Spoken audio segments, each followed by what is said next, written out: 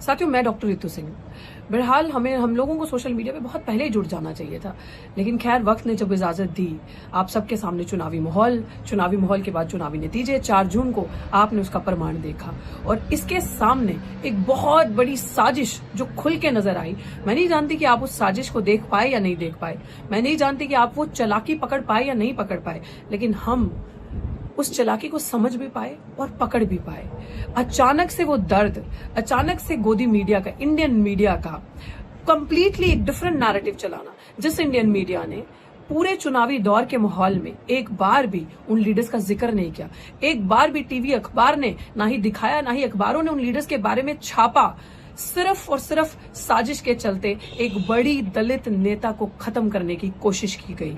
एक बड़ी दलित नेता जिसका एक बड़ा चेहरा, जो दलित आदिवासियों के लिए बहुत मायने रखती है, सिर्फ और सिर्फ इस मीडिया ने चुनाव के नतीजों के बाद उसको खत्म करने की साजिश रची। एक नैरेटिव ऐसा चलाया, अखबारों ने ऐसा छापा, हर एक उस इंसान का इंटरव्यू, ओपिनियन छापे जो कभी मैटर ही नहीं किए होंगे, जो हमेशा उस पर्टिकुलर तबके का बुरा ही चाहते होंगे, हमेशा उनके बारे में इग्नोर ही किया होगा, उनके बारे में कभी दिखाया नहीं होगा। एक बड़ी दलित नेता को मिटाने के लिए, खत्म करने के लिए साजिश रची गई। और मेरा ये मानना है, और तमाम वो लोग जिनके बीच में आज ये बात रख रही हूँ, तमाम वो लोग जो दलित, आदिवासी, पिछड़ा समाज, माइनॉरिटीज, मुस्लिम, क्रिश्चियन, दलित, बौद्ध, ये एक जो बहुसंख्यक तबका बनता है, मैं इनके बारे बीच में ये बात रख रही हूँ। मुझे लगता है आप मेरी बात को काफी हद तक समझोगे।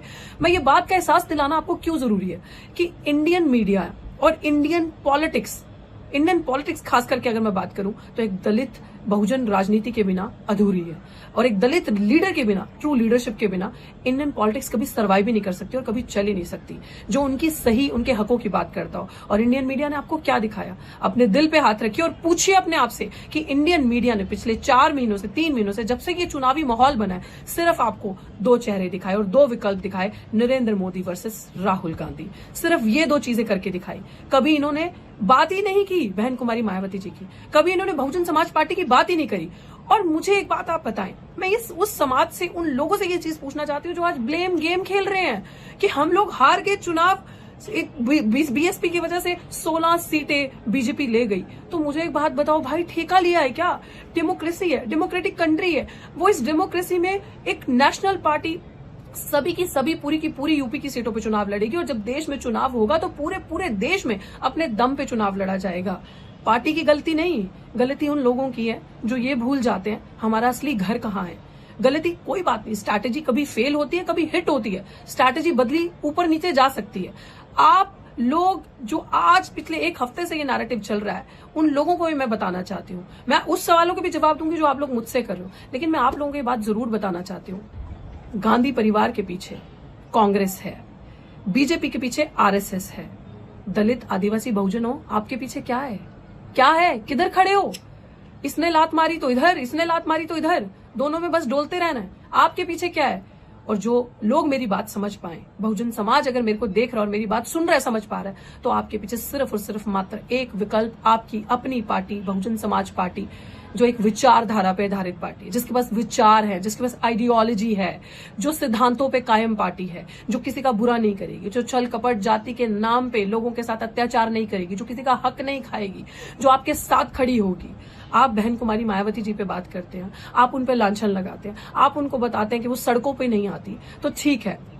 आप आज मुझे बताएं कि दिल्ली विश्वविद्यालय से मैं पढ़ी हूं, दिल्ली विश्वविद्यालय में मैंने आंदोलन किया, डॉक्टर रितु ने, दिल्ली विश्वविद्यालय में तमाम टीचरों को डिस्प्लेस किया गया, हटाया गया। तो आप मुझे इस चीज पे बता दें कि कहां ये जो गठबंधन, ये जो इंडिया अलायंस अभी बना है, कितने धरने किए उन्होंने, कितने सड़कों पे उतरा ये इंडियन अलायंस, कितना ये जो गठबंधन बना है, कितना जो टीचर्स डिस्प्लेस, जिनकी थाली से निवाले छीने गए, उनके लिए आके सड़कों पे बैठ के धरना की और मांग करी न्याय की और बोला कि इनको वापस प्लेसमेंट दी जाए, वापस इनको लिया जाए जॉब्स पे, इनका डिस्प्लेसमेंट गलत है, हम इनके लिए धरना करेंगे। क्या आम आदमी पार्टी, क्या कांग्रेस, क्या अन्य अलायंस का जो पार्ट बने हैं, समाजवादी पार्टी या और पार्टीज ने कितने धरने आपके लिए किए, कितने सड़कों पे आपके लिए तमाम लड़ाइयां लड़ी, या 229 दिन का धरना जो आपकी बेटी डॉक्टर रितु करके आई, उसके लिए कितना साथ दिया और कितना बैठे। बहुत आसान होता है कि जब आपका कोई लीडर बैठा है ऊंची पदवी पे, क्योंकि वो दलित समाज से, क्योंकि उन्होंने सब सहा है और वो महिला है, बहुत ईजी होता है पानी उस तरफ गिरना जहां ढलान है, लांछन लगाना, ये बहुत आसान है ये काम करना। लेकिन आप याद करें वो दौर, और डॉक्टर रितु से आप ये पूछते हैं कि ऐसे तमाम अभी मैं कमेंट्स के स्क्रीनशॉट्स डालूंगी, आप जरूर देखिएगा। मुझे लोगों ने ये सवाल किया कि लीडर तो आप बहुत अच्छी हैं, बहुत अच्छा काम किया आपने, बहुत अच्छा डिसीजन लिया पॉलिटिक्स करने का और पॉलिटिक्स ज्वाइन करने का और चुनाव लड़ने का, लेकिन पार्टी बहुत गलत चूज करी। मतलब आप जानते भी हैं मुझे आपके वेरिफिकेशन की वैलिडेशन की जरूरत नहीं है, एंड यू आर सेइंग कि we use to follow you.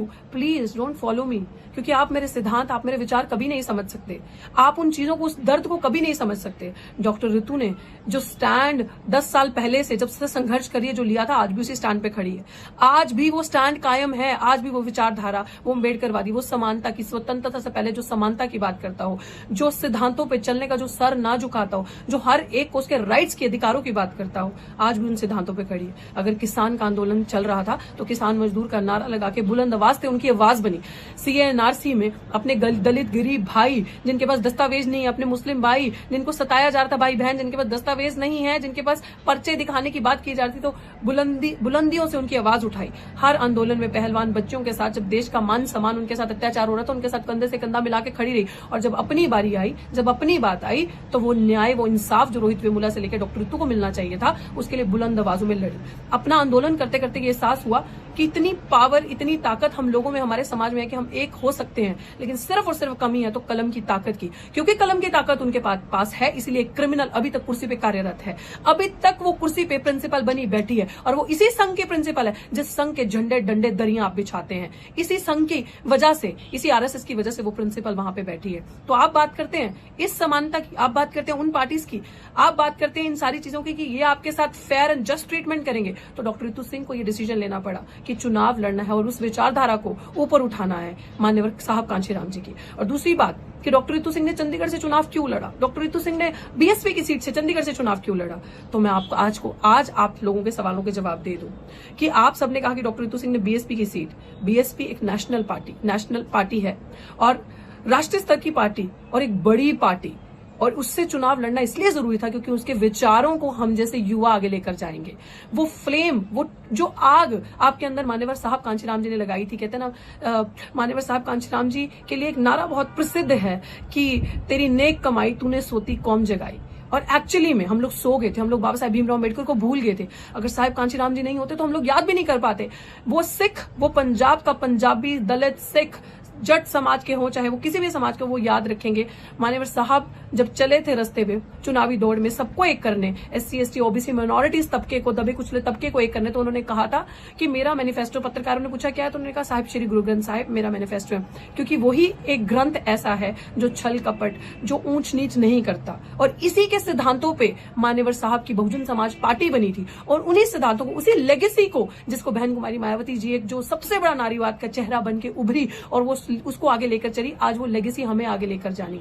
आज शुक्र मनाओ कि आपके सरमाए, सिर पे हाथ रखने वाला कोई जीवित है। जब चला जाता है इंसान दुनिया से ना, तो आप कहते हो इंसान अच्छा था। जब बाबा साहेब चले गए तो उनको याद किया, आज रोते हैं कि काश थोड़ा और जी लिए होते। जब मान्यवर साहब कांशीराम नहीं रहे तो लोगों को उनकी कही बातें, उनकी सुनी बातें याद आई और उनका होना जिंदगी में याद आया। शर्म करो, आज बहन जी आपके सर पे हैं, आज आपके सर पे हाथ है, लोगों को उस चीज का डर है कि आपका सरमाया आपके सर पे है। तो उस चीज की वैल्यू करो, उस चीज को इतना क्रिटिसाइज मत करो, मत उनकी पिच पे उनके रूल्स के हिसाब से मैच खेलो, मत खेलो। आपको लगता है ये वही लोग हैं, इन लोगों ने कभी आपका रिजर्वेशन प्रॉपर इंप्लीमेंट नहीं किया। बता दीजिए इतनी सारी यूनिवर्सिटीज हैं, कितनी यूनिवर्सिटीज में, कितनी प्रसिद्ध यूनिवर्सिटीज में आपके वाइस चांसलर्स हैं, एससी एसटी ओबीसी माइनॉरिटीज के कितने वाइस चांसलर्स हैं, कितने वाइस चांसलर दलित समाज से, ओबीसी समाज से, कितने प्रिंसिपल्स हैं आपके। तो ये सारी चीजें क्यों, मतलब I would want to believe Congress with all due respect कि वो दलित हितैषी है। I would want to believe कि समाजवादी पार्टी दलित बहुजन हितैषी है। I would want to believe कि जो बड़ी बड़ी बाबा साहेब के फोटोज, पुतले बड़े बड़े लगाने वाले आम आदमी पार्टी ये बाबा साहेब के अनुयायियों की बात करेगी। विश्वास करना चाहती हूँ, लेकिन their action speaks louder than the words, literally, कि उनकी जो करनी है, कार्यशैली है उसमें दूर दूर तक कहीं नजर नहीं आता। हमें दफ्तरों के ऊपर अंदर अंबेडकर की पुस्तकें, अंबेडकर की बड़ी बड़ी तस्वीरें नहीं चाहिए। हमें उन दफ्तरों की कुर्सियों पर अंबेडकर के अनुयायी चाहिए, वो लोग चाहिए जिनके हाथों से उनके महापुरुषों ने कलम पकड़ाई थी, आज उनके हाथों से आपने कलम छीनकर उनके हाथों में दोबारा आपने झाड़ू पकड़ा दिया। और मैं सच बताऊं, हम लोग जो एक्टिविस्ट हैं, हम लोगों की वजह से आज मजबूरी बन गई इन लोगों को दलित, आदिवासी और अंबेडकर के बारे में बात करने की, बहुजन समाज के बारे में, जातिगत जनगणना के बारे में बात करने की इनकी मजबूरी बन गई। हम लोगों ने वो पर्चे झेले, हम लोगों ने वो डंडे, वो लाठी, पुलिस की वो डिटेंशन होना, वो डिटेन होना, वो जेलें हम लोगों ने झेली हैं। हम लोग जेलों तक पहुंचे आंदोलन करके, जिसमें हमने दलित आंदोलनों की बात करी, जिसमें हमने रिजर्वेशन को प्रॉपर इंप्लीमेंटेशन की बात की, SC/ST एक्ट के डिल्यूट हो रहा था उसको बचाने की बात करी, रोस्टर मूवमेंट लड़ा हमने, इस तरीके के बड़े बड़े एब्जॉर्प्शन मूवमेंट लड़े। जब हमने ऐतिहासिक मूवमेंट्स जब लड़े, आंदोलन को सड़कों पर जीवित रखा, उस वजह से सरकारों को एहसास हुआ कि कितना जरूरी है इंडियन पॉलिटिक्स में दलित बहुजनों की बात करना और दलित लीडर्स को जिंदा रखना। इसी वजह से आज वो अंबेडकर के पुतले लेके, अंबेडकर की तस्वीरें लेके और संविधान की किताब को लेके सर पे लगाने का दिखावा करना, ये सारी चीजें करने पे मजबूर हो गए। आज चुनाव के टाइम पे वोट बीजेपी ने सावरकर के नाम पे नहीं मांगे, हेलगवार के नाम पे नहीं मांगे। आज चुनावी दौड़ में अगर उन्होंने वोट मांगे बीजेपी ने, तो संविधान के नाम पे मांगे, संविधान को आगे दिखा के मांगे।